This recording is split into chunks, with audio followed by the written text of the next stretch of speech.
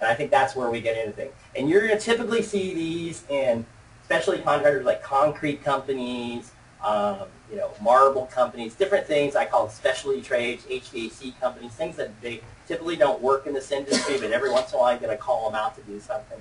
And that's where you're going to find it. And then smaller general contractors won't carry it because it's expensive. The next thing is completed operations insurance. And so this is what that's all about. And probably the most important is when they leave, if they don't have completed operations insurance, as soon as they pull off the job, there's no more insurance coverage.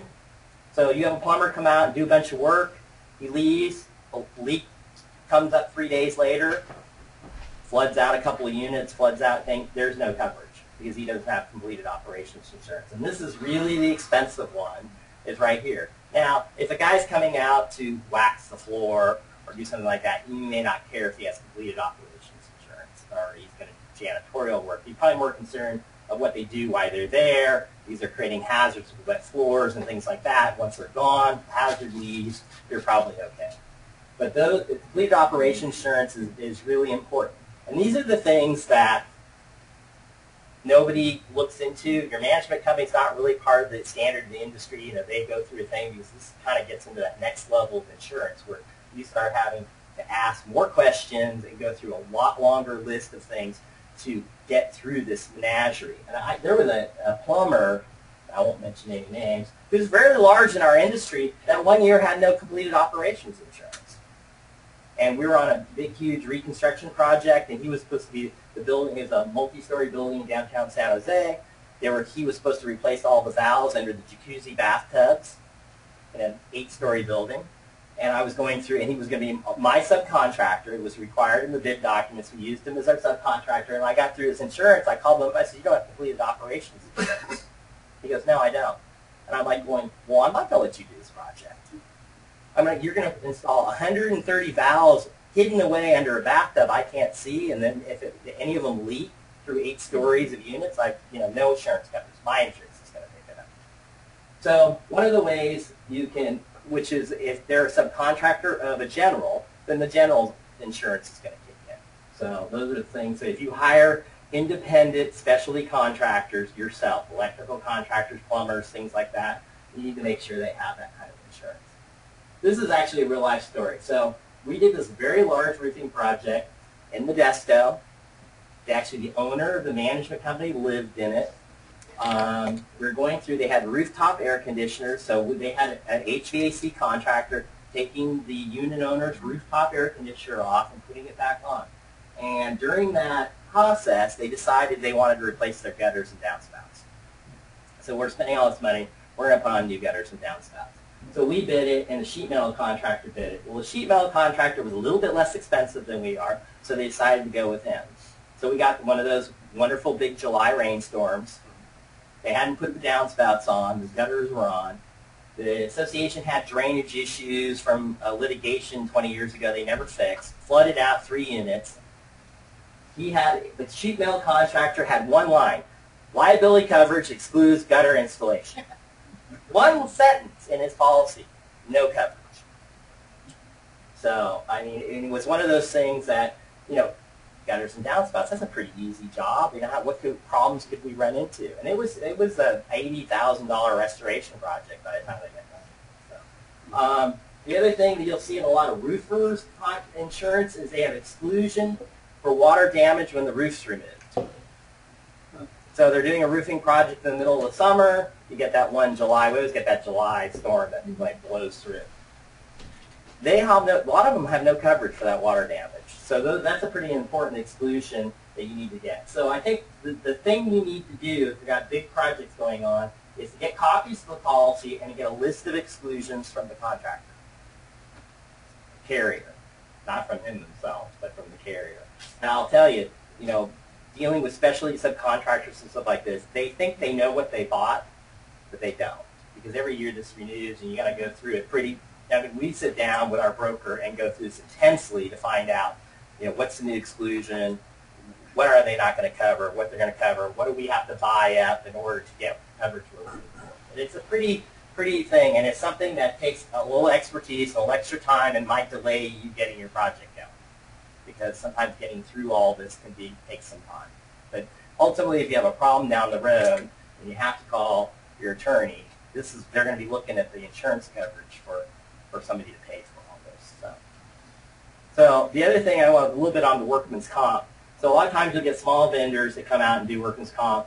They won't have workman's comp. They say, well, I'm a sole guy, just do it myself. Just make sure he doesn't bring his son out with him or a helper or something like that, because that's usually where I see some, you'll get the little guy that, does the marble floor or something, polishes the marble floor once or twice a year in the entry hall, and the next thing you go out there and he's got his little 5-year-old or 7-year-old with him helping dad for the day or something.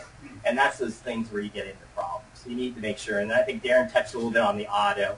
The smaller specialty contractors, which everybody needs to have and use, you got to be a little bit more careful about the insurance with them. So, okay.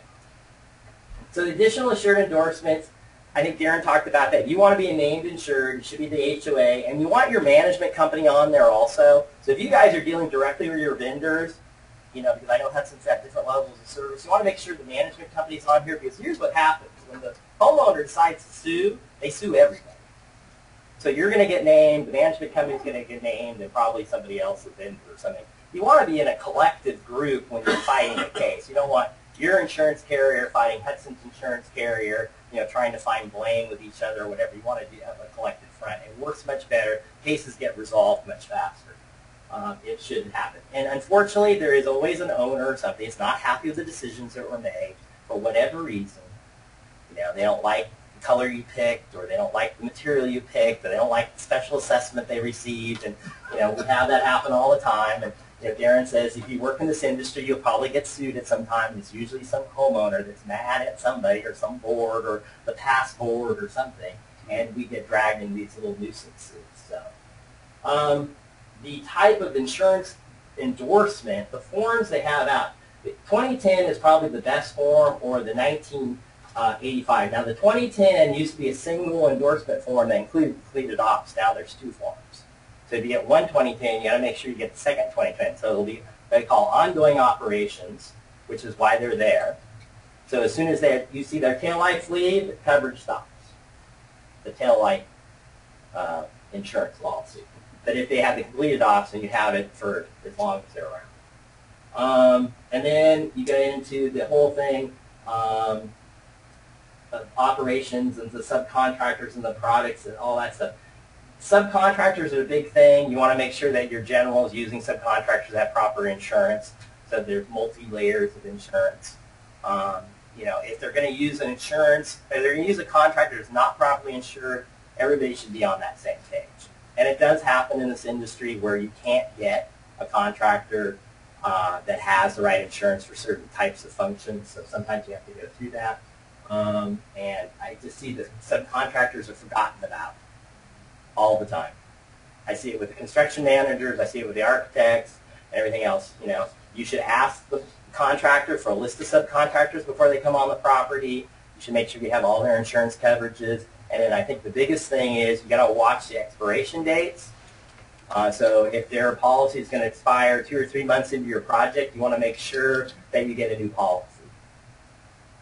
And so there's no lapse in coverage, because it's pretty stucco subcontractors and some of the waterproofing contractors sometimes will have a hard time getting new renewals. So and they won't have coverage.